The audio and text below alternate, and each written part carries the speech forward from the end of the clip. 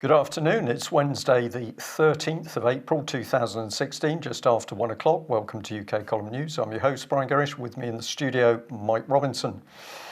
We will be joined by live video Skype link by Alex Thompson from Eastern Approaches. He'll be updating us on matters European and, of course, with special reference to what's going on with European matters in Holland. The weather's a bit grey and chilly, Mike. Apparently it's sunny in Rhondda, though. It's sunny in Rhondda. It's also sunny on Slapton Sands in Devon. Norfolk is looking pretty good. Not too good for us, and we understand it's a bit grey and chilly in Holland, so all those little flower bulbs having trouble poking through the surface. Where do we start? Well, we better start on the end of justice in UK. We've been reporting over the last couple of days on the case of Guy Taylor. Extraordinary scenes in Aberystwyth Court, where literally Guy Taylor was fitted up with a charge of contempt of court. He was sentenced to 7 days in Swansea prison, but we understand he's going to be released tomorrow.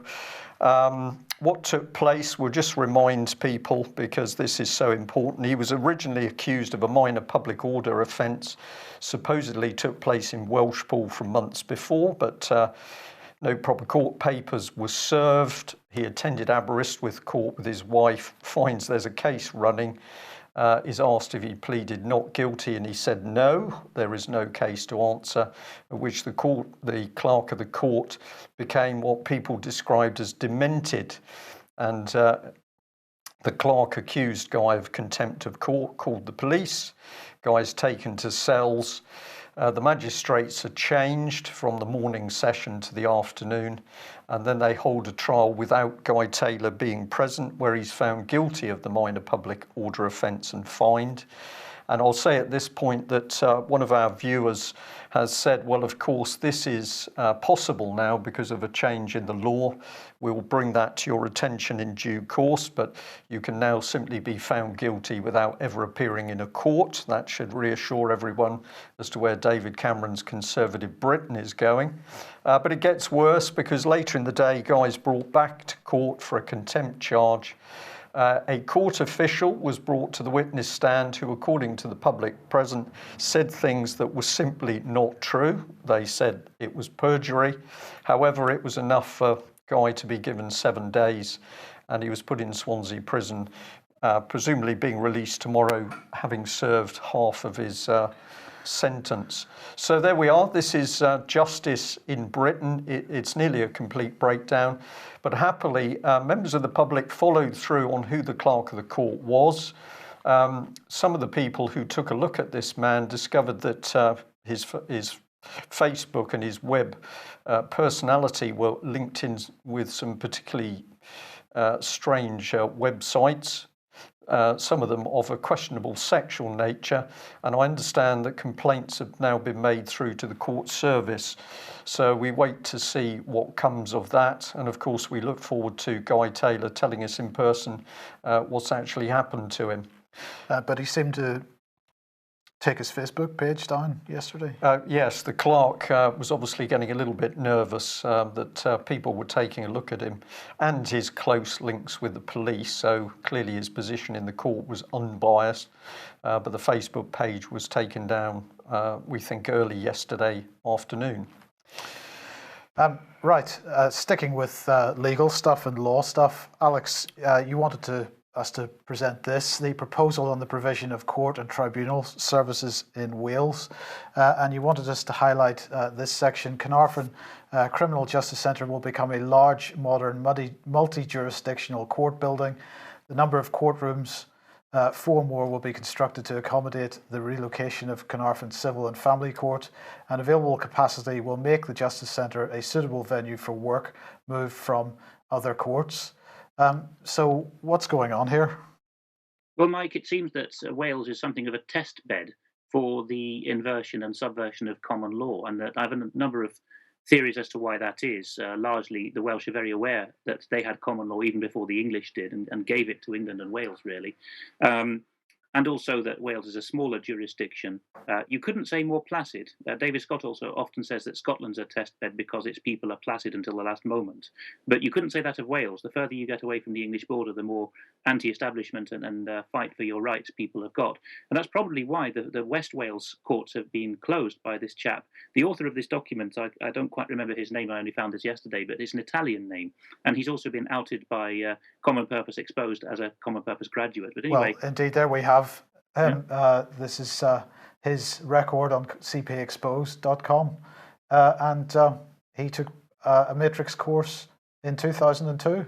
There we are, Luigi Strinati. And in this document, which is part of a UK-wide and certainly England and Wales-wide consultation on how many magistrates' courts can we close and how many civil courts and crown courts, what Strinati is saying in this document is he has this rubric which you put on screen and read out there, and that is repeated twice more in the document, so 3 times in all. For all the West Wales courts that are being closed, certainly the North West Wales, the question is, what will the public do? Because there's a duty upon Strinati to prove that he's not disadvantaging the public. And all he does is plonk in this silly rubric about, yes, well, you can get to Aberystwyth or Carnarvon or some other court that's being preserved by train. Yeah, although the service is not very frequent, he says.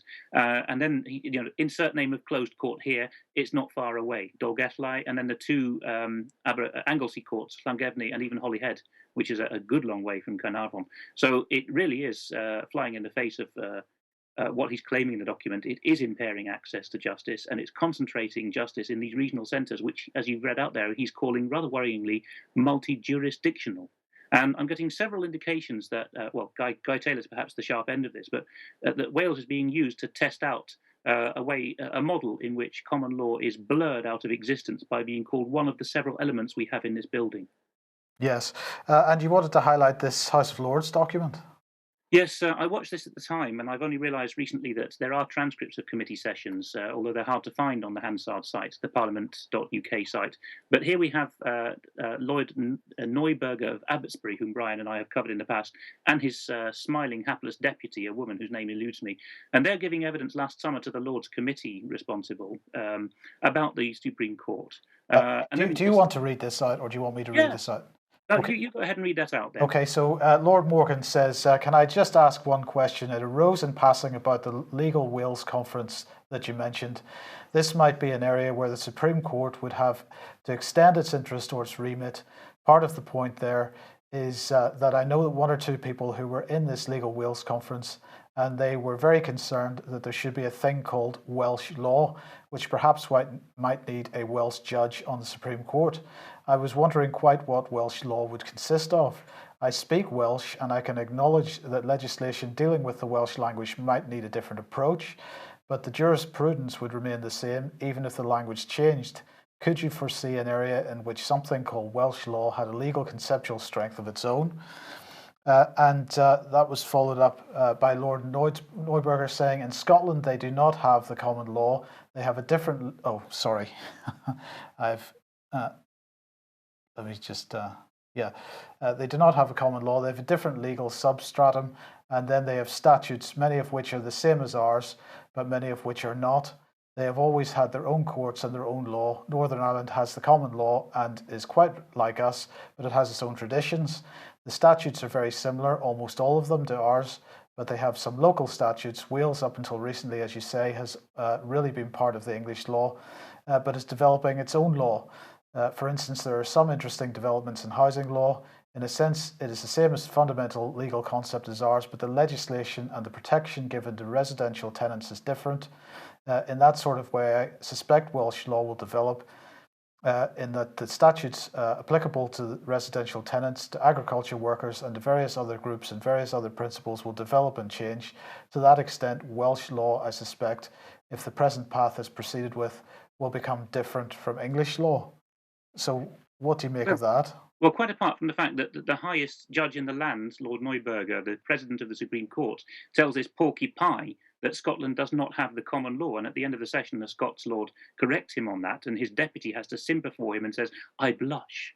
Apart from that, complete porky pie. He's saying in response there to the Welsh lord who asked the question, oh yes, there is going to be a thing called Welsh law. And the lord who asked the question referred to this Legal Wales conference. Turns out to be an annual confab of Welsh lawyers, about 150 of them. And I see that one of the speakers in this conference, Cyfri'r Gyfraith, or Legal Wales, last October, is Ernest Ryder, Sir Ernest Ryder, Ernest, and the surname Ryder. And his speech is available on the Legal Wales website. If you go to it, you'll easily find the PDF. And he's talking there about judges, he's in the first instance in Wales, being pioneered as a new style of delivery of justice, demanding more specialist judges who know their caseload, know what is out of the ordinary, can predict, react, and proactively direct a case so as to try and achieve the best quality outcome. He also says that the judge in family law, which is his neck of the woods apparently, is now entitled to decide what evidence he or she needs. This may involve preventing parties litigating disputes that are not key. So judges throwing things out, basically. I'm sure that this is being pioneered in Wales now. The annual Cyfri'r Gyfraith Legal Wales Conference is probably one to watch. I see Lord Thomas of Cwmgyrdd was in there as well. So there's definitely a stitch-up going on. Welshpool, by the way, where Guy Taylor was tried, is just over the border, as is the alleged offence, from where he lives in Herefordshire. And of course, that is for the chop, which is why he was carted right over to the west side of Wales, to Aberystwyth, and then jailed on the Oystermouth Road in Swansea. So pulled all around Wales for the lack of courtrooms. So we need to look at Luigi Strinati, this common purpose graduate, and what he's planning to do, and ultimately what this implies for the whole of England and Wales. But this is sort of running in parallel with the devolution programme and the breakup of the nation. Yes, it is, because there are such things as Welsh laws, although we know that, the learned types who set up the Devolved Assembly knew that they couldn't get away with calling it Welsh law because that's a medieval term. I studied Welsh law at Cambridge. It was a medieval subject, right? It's a very interesting branch of law, but it went up, it dissolved into English law. We got our law from Wales, basically, but it's now common law. So what they talk about is Welsh measures passed by the AMs, the Assembly members. And the two most famous have been, there shall be a Welsh Children's Commissioner, which set the precedent for England. And secondly, there shall be a charge on plastic bags, which is now set as a precedent for England. So yes, there are such things as Welsh laws, but they are euphemised and they are called Welsh measures. But there is definitely a drive, and that Welsh lord in the evidence last summer, in that session, made it very clear, perhaps he put his foot in it. He said that these people at the Legal Wales Conference, that is probably the 150 top lawyers in Wales, are desperate for there to be a separate Welsh jurisdiction. I'll just say here, Alex, this is very, very sinister and dangerous stuff. We've seen in many of the corrupted court cases across the country over various subjects that there's been a major effort to prevent people from getting in front of a jury. And of course, it shows that judges are still very frightened of juries. I've personally sat in a court case which was a child protection case where unusually the mother was brought in front of a jury.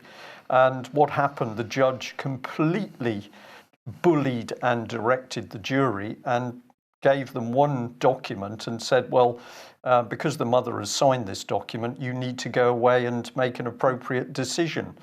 And the foreman of the jury looked at the judge with astonishment, and everybody was confused. And then what the judge said, well, you need to make an appropriate decision.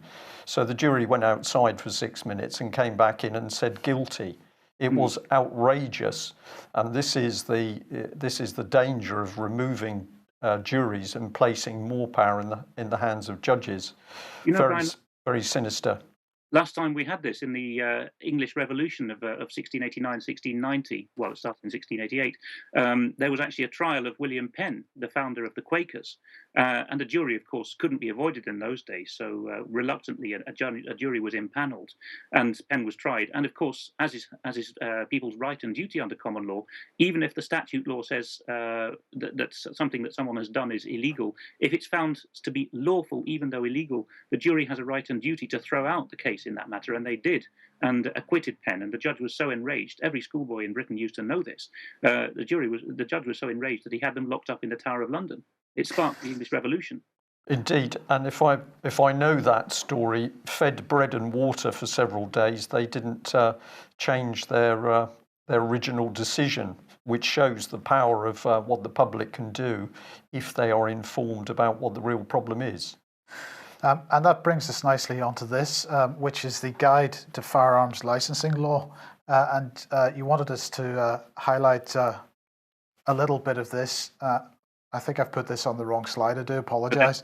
Basically, the firearms licensing law, Alex, it's suggesting that we don't have a Bill of Rights again. Yes, it's that slide that briefly went up was just Lord Cullen, of the Scots Lord, on the panel, saying at the end, I must correct you that Scots law is common law, which David Scott has pointed out, and other Scots lords have actually forced a recognition of this. The substratum, the basis of Scots law is common law, just like English law, but it's a different branch of common law. The same principles ultimately. Yes, in this firearms legislation, you'll easily find it by searching the internet for Home Office firearms guidance, because it's just been issued this month. The first substantive page of the document says that the basic principle, I think this is section 1.2 on the first main page of text, the basic principle of Home Office firearms guidance. By the way, what is the Home Office doing telling police what to do, and what are the police doing telling us what to do with firearms? That's another matter. But they're saying that the basic principle is that ownership of firearms in Britain is a privilege, not a right. Now, the Americans can cite their Bill of Rights. Very few Britons can, but the Bill of Rights, the version of it for England and Wales, is explicit on the matter. The 1689 Bill of Rights states that subjects being Protestant shall have arms for their defence according to law. And that phrase, according to law, itself cannot mean statute, it means constitutionality.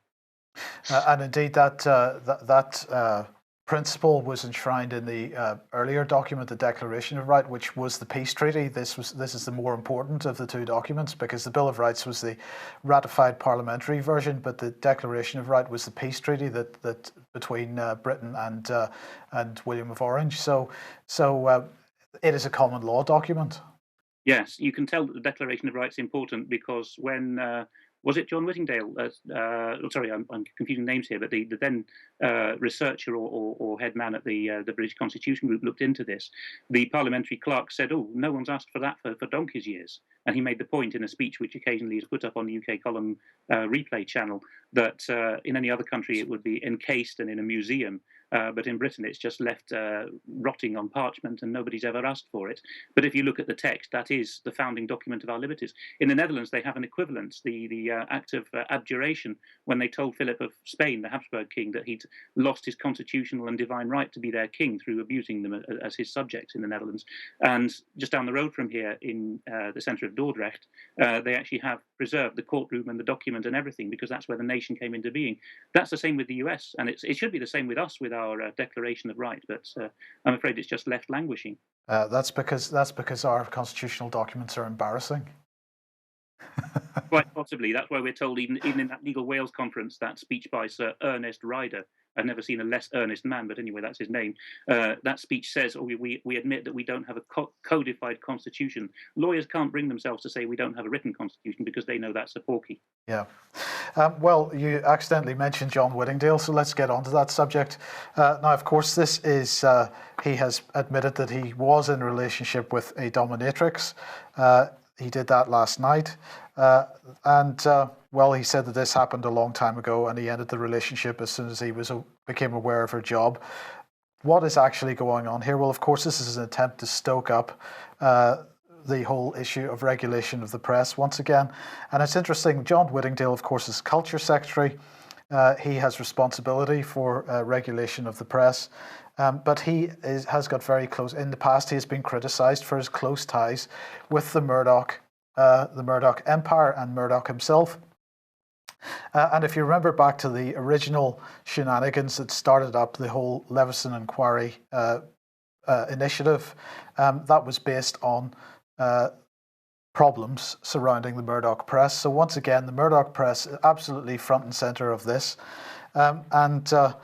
This is really what's being alleged here in byline, the real Whittingdale scandal, the cover-up by the press. So what they're saying is that the press understood that Whittingdale had this relationship with a sex worker, that this was potentially compromising to his job, but that they voluntarily chose not to publish on the basis that he was the man responsible for regulation of the press, and that they therefore conspired amongst each other to keep this relationship secret in case he then took it out on them. And Hacked Off, of course, absolutely getting in on this. Hacked Off founder here writing in the Press Gazette and saying that the press absolutely had an obligation to write about his private life on the basis that it's their business model, and on the basis that if you look back at their past behaviour, they had no reason whatsoever to try to, as this person describes it, spike the story. And he says, therefore, it's completely out of character for the press. And he ends up by saying it's equally clear that any suggestion that the story was spiked because of ethical scruples is so inconsistent with normal recent behaviour as to be beyond consideration, and that the possible ethical reasons put forward by Fleet Street insiders hold no water. You only have to look at the desperate thirst of at least two of the same newspaper groups in the past days to report the details of a married celebrity's three-in-a-bed activities to see the normal instincts of such editors at work. So the allegation is that the press continuing their dirty activities to try to cover up a story on the basis that Whittingdale may have had some impact on their future regulation. But this is, Alex, just another attempt to stoke up the Leveson shenanigans. It is, and look at the breathtaking hypocrisy involved. If you go to the first article in that sequence that Mike just presented, is the Telegraph article, and halfway down it, who is quoted as saying John Whittingdale's position is untenable now? Hacked Off.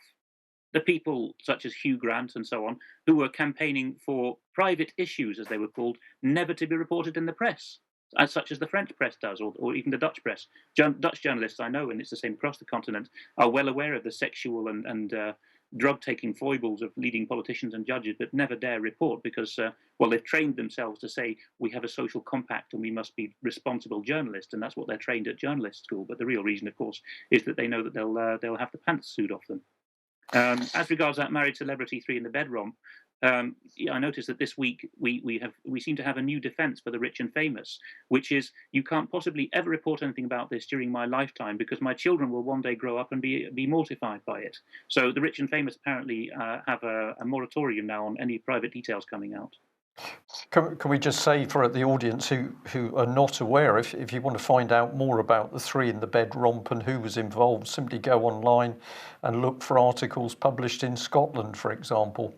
And we've got this stupid situation where south of the border we're not supposed to know, but north of the border the canny Scots can know. So don't be shy, get online and find out who the individuals are, and then ask yourself why we've got the situation where judges are prepared to protect them and their activity. Okay, Alex, tax. What would happen if everyone in Britain had to publish their tax returns? What would happen, Mike, is what already happens in Denmark and Norway and Sweden, where it's par for the course, which is that the rich and famous decide to be in their home Scandinavian country for the crucial 150 days or fewer, or whatever the figure is, and for the rest of the time live in Antibes or Monaco, at least for tax purposes. One of those exiles from Danish tax honesty is Stephen Kinnock, husband of the last Danish Prime Minister, Helle Thorning-Schmidt. So there's a history of this. The Telegraph now is pushing at us the idea. It's of course casually presented as a what-if story, a bit of whataboutery, but it's obviously being pushed by someone for some purpose. If we actually ended up in this situation, of course, people would go down to the town hall, at least in the Scandinavian model they would, or more likely look it up online, and they would judge all their neighbours. There would be a wave of crime, of course, of people being targeted who earned a lot more than their house suggested, and people would be judging each other as employers and employees. It would be an atrocious situation, of course. But it would suit those who wish a global tax regime for sure. Yeah. One of the issues, of course, out of the Whittingdale affair and also out of this is the issue of privacy, and something which is absolutely being pushed by the Hacked Off campaign in particular is that people who have a public life also have an entitlement to a private life. I'm interested in your views on this, particularly with regard to politicians, because surely when their activities in their public life could potentially or do have an impact on their in their private life, have an impact on their public life, surely that right to privacy no longer applies. Well, of course not, because you're then taking on a role. I mean, if you were king or even prime minister in the old days, but certainly if you were king in Britain, France, or wherever, your lack of privacy was such, this applied more particularly to the queen, that if you were about to give birth as a queen, the courtiers were summoned to see the sprog pop out. It was that's serious, that this is the heir apparent. We need to see that there's been no changeling put in the bed. There were all kinds of stories during the English Revolution about a foundling being put in a bedpan and so on. It's incredible stuff. The only way to prevent that, of course, we don't go and inspect people giving birth anymore. But the only way to prevent that is to say that if you take on one of these roles, including taking on the role of monarch, which is a job description which the people give you by popular acclaim at the time of the coronation, then you have commensurately fewer freedoms. I mean, on the continent, people are used to this French-based idea that there is your public role and your private life, to the extent that if people have got a business at home, they have two doorbells, and one of them says Mr. So-and-so for business, and the other one says privé. That's the continental model, and of course it ends up with ridiculous situations where the whole press knows that someone is a wrong-un or is in bed with a Russian spy or whatever, and it can never be mentioned. The other thing we need to add to that, Alex, of course, is France, for example, you can't criticise the local council because the local council has the right to come back and sue you.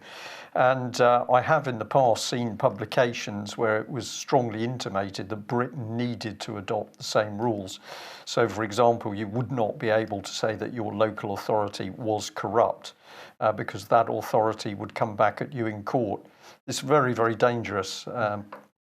These changes that are being proposed, and of course it allows criminals to stay in power, and we can't expose them. We'll carry on.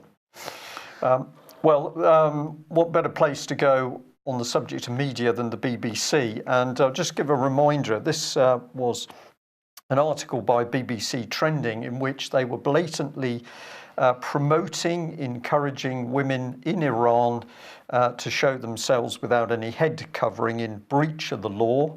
And they promoted a particular website, My Stealthy Freedom.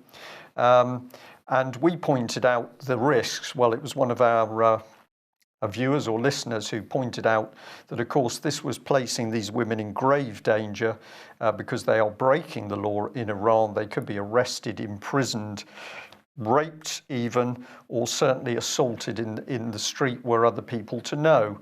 Was this casual by the BBC? We don't think so. It was deliberate. And let's compare it with this recent article, because here is the BBC crowing that if your face appears anywhere on the internet, it's now possible to do a search for the image and identify the person concerned. So we've got the BBC encouraging Iranian and Western women to break the law in Iran and risk imprisonment, physical assault, and yet the BBC absolutely knows the risks of this. I think it's just appalling. Yeah, can I just point out that this is the point of selfies? So the whole campaign, driven by the BBC and others, for people to take selfies. You take a selfie, you tag that selfie on Facebook or whatever, and suddenly the facial recognition software has you tagged. That is the point of that campaign. Yeah, and on that article, I thought what an interesting image of a young man the BBC has chosen there, but that's probably subject for another time. Well, let's move on to the EU, which the BBC clearly doesn't like talking about, but it's clear that the community in Suffolk does, and this was sent in to us as one of the many banners around where people are expressing their view in a very, I think this is creative art, it's called, Mike, but I understand the message pretty clearly. There we are. Local banner in Suffolk says it all. We would just say, remember that the EU has the constitution of a dictatorship and the laws of a police state, and all we need to do is tell a friend. Well, life's not going so well for David Cameron, because this is his local paper, the Witney Gazette, and they've got David giving his horrific pro-European brochure, which £9.3 million of our money's been used to in the publishing and distribution of that, but underneath highly critical letters: we pay for tax dodgers, we've been misled over the NHS, and somebody saying never mind David Cameron's propaganda material, There's free online literature for a Brexit. So interesting to see that the public is clearly having their say against Cameron. And I wonder whether the fact that the public haven't been silenced, nor's the press, is another reason for the resurgence of the Leveson campaign. Well, we like talking about war because that's what our government likes best. And I just thought we'd give you these statistics which were sent through to me this morning. Remember, of course, that David Cameron's government would have us believe that Russia is the threat to the European Union and world peace. But here's some statistics on defence expenditure. America is clearly top of the league, spending $596 billion per year. China, they're second with a mere $215 billion. Saudi Arabia has been rearming quite significantly over the last few years, so she's moved into third place with a mere $87 billion. And Russia, that huge aggressor of the world, $66.4 billion. UK pretty close, although we seem to create more wars than the Russians do. Yes. Is that better equipment or better politicians, Mike? No, we've just got our lapdogs there in the USA spending all the money to do our dirty work for us. Yeah. So pretty easy to see that Russia is clearly spending money on world domination, whereas the Americans with 700 bases overseas are what are they doing? Tsunami relief, I think. Yes, or something. Well, speaking of Russia, let's just move on to South Ossetia and Georgia. And Alex, I'm going to ask for a lot of comment in a second. Of course, the last time there was problems here was August 2008.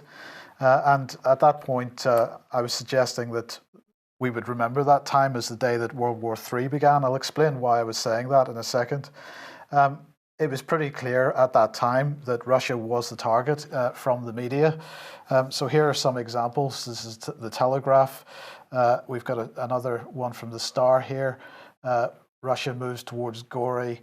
We've got Russia launches second front in war as troops reach Abkhazia.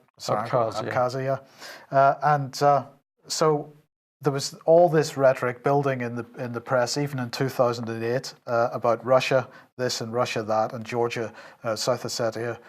Georgia was the victim, but I have to say there was the odd comment in the. This was from the Telegraph. Somebody commenting in the Telegraph, saying, "Better leave the bear alone and get busy with that cunning fox, Saakashvili."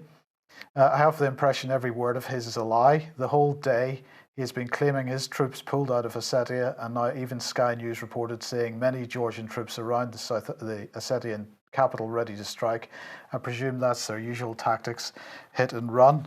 Now, back in February 2008, before this all kicked off, the EU was supporting the unilateral independence of Kosovo. It was already perfectly clear then that the destabilization in the Balkans would not just touch the Balkan states, but it was going to spread. And of course, it was the war in the Balkans, allegedly, which led up to World War I. And this is, Alex, I think, an ethnically complicated region. And it serves as the chessboard for EU geopolitical destabilizations. And in this case, they're wanting to at least they were intending to draw Europe and Russia into conflict. And by August, the focus had moved to Georgia, and Russia had called the day before, on the 7th of August, Russia had called an emergency meeting of the UN Security Council with a view to preventing what was happening there. But the Georgian ambassador stated his position that Georgia offers South Ossetia autonomy, but along what he said were European lines with international guarantees. And this European-style autonomy was the same strategy which was being defined by the Centre of Liberal Strategies based in Bulgaria, where they were arguing that the entire region must become a postmodern European order, and that's what this Open Democracy article is highlighting. At least that's the definition in that Open Democracy article. As a result, they were saying a clash with Russia was inevitable because Russia, quotes, embodies the nostalgia both for the old European nation state and for the European order, organised around the balance of power and non-interference in the domestic affairs of other states. Now, that Russia was really the ultimate target was made clear, apart from the general stuff in the press, in this article in Newsweek. And this is Mark Leonard, who is director, or was director at the time, of the European Council on Foreign Relations. This was an absolutely anti-Russian propaganda piece. And he ended it by saying, this one lingering issue, and he was talking about the Litvinenko affair, is but a glaring illustration of the kinds of problems Russia poses to the rest of Europe. It is therefore time for the EU to agree, at least on principle, to a common response to these shows of Russian aggression. The EU's population is more than 3 times the size of Russia's. Its economy is 15 times larger, but its biggest strength lies in interdependence, solidarity, and consensus. When the next crisis comes, all European nations need to be prepared. And on the same day that that article was published, then Nick Whitney published, he's another European Council on Foreign Relations thinker. He published a report, and sadly it's no longer available, at least not in its original location, which argued for a group of European nations to press ahead with the establishment of military and defence institutions envisaged by the Lisbon Treaty, thus creating a 2-speed European defence policy. And he said that although there's no requirement for EU countries to participate, he said they have no right to interfere with the EU, quotes, pioneer group decisions on sending troops abroad. There should be a creation of an EU headquarters in Brussels, which would integrate civilian assets for crisis management, for example, the police and the military. And his report called on the consolidation of pioneer groups' men and material and the creation of a cartel of streamlined defence industries, which are, he said, presently too focused on sovereign nation priorities, and he demanded that the pioneer group of countries with their expeditionary force capabilities pull together around the European Defence Agency, the EU's mini Pentagon. Now, this is exactly what has happened. So he was writing this in August 2008, and here we are 8 years later, approaching 8 years later, and that's exactly what's happened. We've got the pioneer groups of countries, we've got the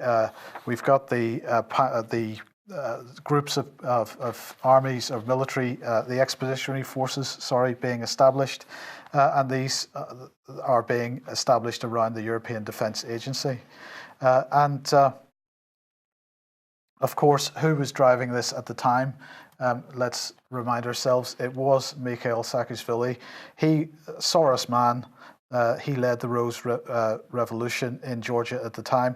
And in May 2008, he said that Georgia was the fighting ground for a new world war. So why are we mentioning this now? Well, in fact, South Ossetia is once again trying to extract itself from Georgia. They're planning to hold a referendum on becoming part of Russia before August. And this is being led by the president, Leonid Tibolov. And he said, we're already discussing the dates. A specific date can't be named yet, but it will take place in the near future. We plan before August. And Alex, I was wondering, why do you think the South Ossetians are doing this now? Are they reacting to something which is going on in Georgia at the moment, or are they in touch with Putin and he's playing a geopolitical game here? And I'm also interested to know what you know about Tibolov himself. Leonid Tibolov was actually the deputy to the last president, and I've not really heard much about Tibolov's past before he became a top-ranked politician in South Ossetia. But then nobody knows anything about these politicians, and I'm not being anti-South Ossetian here in the least. It's just that the scale of the country is tiny. I mean, South Ossetia itself is the size of Bedfordshire, and its population is probably less than that of Bedford town, 60,000 or something. A very, very small area. And as to why they're holding the referendum now, I think it is 6 of one and half a dozen of the other. The CFR crowd, the Council on Foreign Relations crowd, who you very nicely sketched there, having planned this for 10 years, they don't give up. And there's pieces this week again in silly press outlets like the Huffington Post, arguing that Georgia must still become a NATO member. And this is after Georgia and Ukraine were told no. There it is, thank you. The case for Georgia joining NATO this week. Georgia and Ukraine were told no at the NATO Bucharest summit in 2008. And within months of this decision, which was based on Merkel getting cold feet, with the Americans under the last year of the Bush administration pushing like mad against British and German hopes, really, to get Georgia and Ukraine in. Within months of that happening, this war was launched by a man whom we're about to talk about. But you see that this is the whole situation. Georgia is small fry. South Ossetia is absolutely titchy. They can't survive economically on their own. It's a very restricted area. There are also ethnic South Ossetians or ethnic Ossetians within Georgia proper. They've never caused problems there. There was a pogrom against the Ossetians 100 years ago when communism came to the Caucasus. So it is a complicated part of the world, really. But you can't blame everything on the FSB, the Russian security services, pinning it, because the South Ossetians said from the outset, if we can't live in peace in Georgia now it's gone independent, we will have to be subsumed into Russia. And that's not just directly into Russia, you see. There is a much larger and more economically advanced republic with which South Ossetia is contiguous, and that's the Russian North Caucasus Republic of North Ossetia. And they are literally cousins. I mean, many people have cousins living on the other side of the border, on the other part of Ossetia. So it makes perfect sense for that to be a unity. And if North Ossetia is within Russia, then the whole lot better well join the Russian Federation. So this is one of these artificial borders which splits up populations? Yes, I mean, the Caucasus is an absolute watershed in Europe, a literal watershed, because it's a very high chain of mountains, the highest in Europe. And it goes from Black Sea to Caspian Sea diagonally. And the Ossetians are the only people who live on both sides of that mountain chain. So since antiquity, and the earliest Greek geographers are describing this as one of the most important borders in the world, really.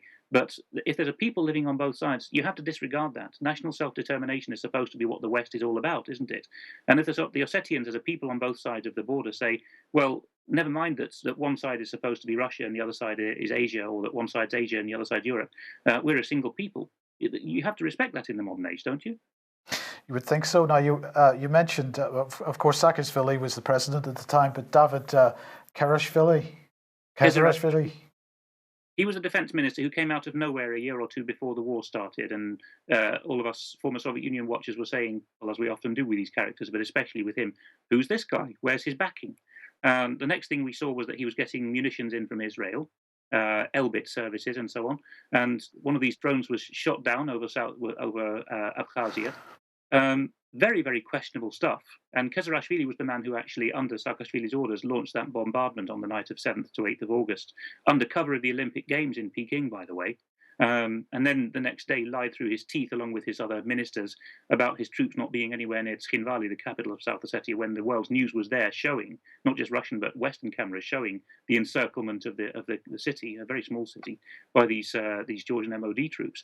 What do we know about this Kezarashvili now? Well, the Panama Papers leak, it may have been subjective and selective in its aims, but it has brought out a lot of material. And one of these is that this is a rehash in Democracy and Freedom Watch of an original piece in French in a Geneva newspaper.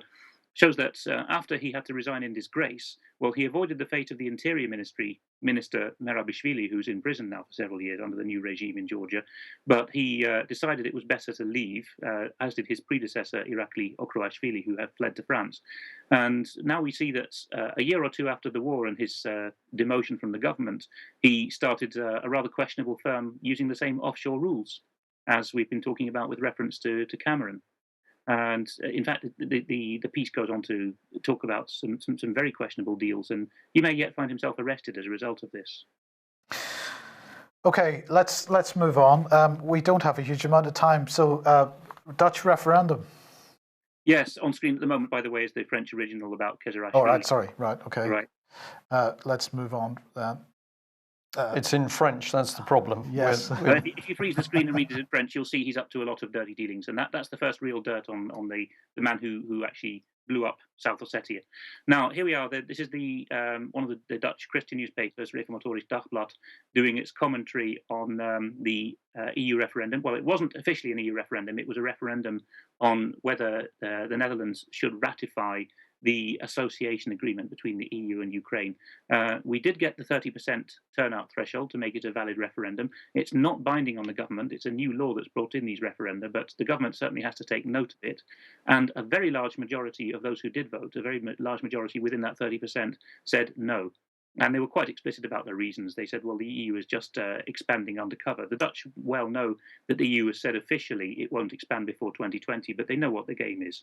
And the comment in its opinion piece is it's time for a radical debate about the future of Europe. And this is just one nation, the Netherlands, on the continent, which has realised this now. There's several more. And the first paragraph of that opinion piece says that after the British have had their referendum, the Czechs, the Hungarians and the Danes are going to want to say, as well as the Dutch. And this article in The Guardian saying more or less the same thing, yeah? Yes, Joris Luijendijk is the chap who, I think his book is available in Dutch and English now, wrote what's become a bestseller about how dirty the city is. So he was an undercover journalist in a bank for a while. And here he is writing about the Dutch referendum spelling trouble for Europe. And in the final paragraph of his piece in The Guardian, he says, the elite in Europe are just not asking the right questions. They're continuing to refuse to ask the question, do the peoples of Europe actually want to go in the direction we're pushing them?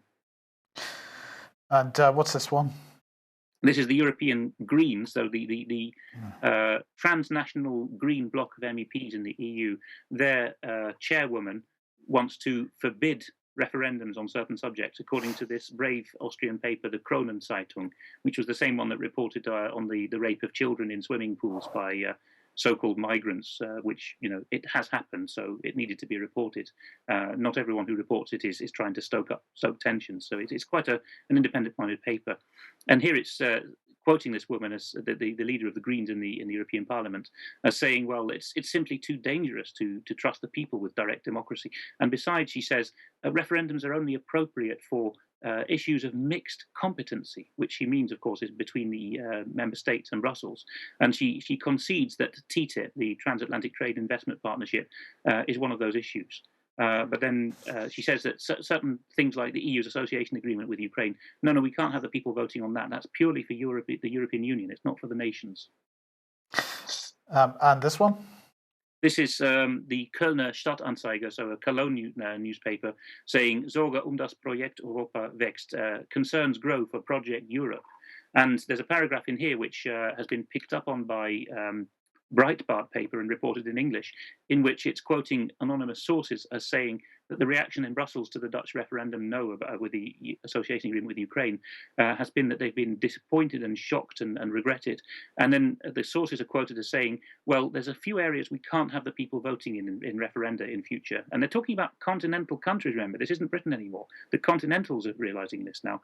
And the issues that continental countries apparently can't be allowed by these anonymous sources in Brussels to vote about are TTIP, the trade, well, it's really the destruction of trade with and forming a bloc with North America, and also open borders. We can't possibly vote on that, and the future of the euro as a currency and bailouts and bail-ins. Those are issues that the Brussels Eurocrats now, according to a German paper, it's not British anymore, a German paper is quoting them as saying we cannot have people voting on that. Politico here pointing out that Martin Schulz is saying that Brexit could trigger the implosion of the European Union. In fact, the European Union is pretty much imploding already. We might push it along a little bit, but the point we're trying to make regarding the Brexit is that it's a psychological operation with a view to actually increasing the institutions in Europe and building the institutions in Europe, and it's a bit of a race at the moment to try to get those established before the whole lot comes down around their ears, isn't it? Yes, it is. I mean, Schulz is anything but a diplomat. I mean, the Germans like to deride him because he was a small-town bookseller of a fairly Marxist persuasion, and all of a sudden, by being the right kind of party man, he found himself promoted. And then Farage, of course, celebratedly derided him when he was made speaker, well, president, they call it, of the European Parliament, saying, well, there's nothing to congratulate you on because you were the sole candidate on the ballot, and we knew 2.5 years ago you were going to get the seat. So that's Schulz for you. And as Farage said in his speech at the time, you're anti-British to your fingertips. He certainly is. But if he is musing out loud now about, this was, of course, the implosion of the EU, well, it reminds me of that old joke about calling the waiter over and saying there's a fly in my soup. And what does the waiter say? Don't say that, sir. Everyone will want one. I think that's what Brexit is now doing on the continent. Right. Okay. Well, that's good. And it's causing people. Carl Bildt here doesn't seem to know how many zeros he needs to put in his. Yes, Carl Bildt is an incredibly arrogant man, and as his Twitter self-description said, perhaps still does say, but it did when I checked last year. His self-description is Foreign Minister of Sweden. Most other things before that, and he is the ultimate. Well, he's the Council on Foreign Relations type of man to run Europe, basically, and he's adulated as this gorgeous Swedish foreign minister who's so groovy and post-national and so on. Well, here he is in a fit of pique after the Dutch voted no to the Ukraine association agreement. He did some rather bad maths. Well, we don't have many mathematicians and scientists in politics these days, and it shows. And so he miscalculated that 30% of the Dutch electorate, that's quite a few million. He reckoned that would be 0.006 of the electorate in the EU, and people were quick to point out, you've got your zeros wrong. It's nearly 1%. It's 0.6% of the whole EU that voted against it. And besides, that's total contempt for national sovereignty and democracy, isn't it? To talk about that. And my tweet underneath there was having a dig at him because the Swedes like to think, certainly these elite ones, that the Dutch are not really as sophisticated as them. But Bildt was making the same problems, making the same mistakes with his English as the Dutch do. So I enjoyed taking him down a peg there. You have to do it because these guys think that they're God. But we never miss the opportunity to have a dig at Russia.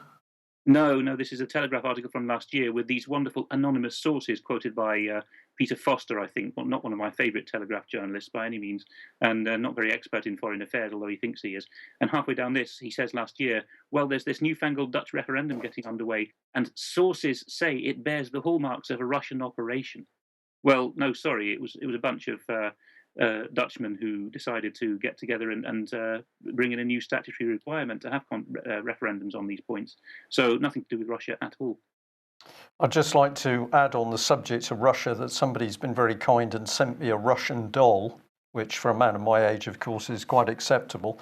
The doll did arrive through the letterbox, of course, was quite small and contained other dolls. But thank you very much to the sender of the mysterious Russian doll. Alex, we're out of time, really, so let's just finish with the book spot for this week. Yes, The Secret Life of Bill Clinton by Ambrose Evans Pritchard. I think I mentioned it before on the show, but very relevant to talk about the ghastly lady who's in the cover there, Hillary Rodham Clinton, as she now contends for president. You will gasp when you see how many bodies Ambrose Evans Pritchard counted in the trail left by Bill Clinton and Hillary Rodham Clinton. And the whole point about this is it needs to be digested by anyone who's interested in the things we're talking about, because it shows how most journalists, in this case he was in the Washington Press Corps in those years, stay in the bubble, the Beltway as they call it in America, the Washington Circuit, and don't ever travel out into the provinces or the states in the US.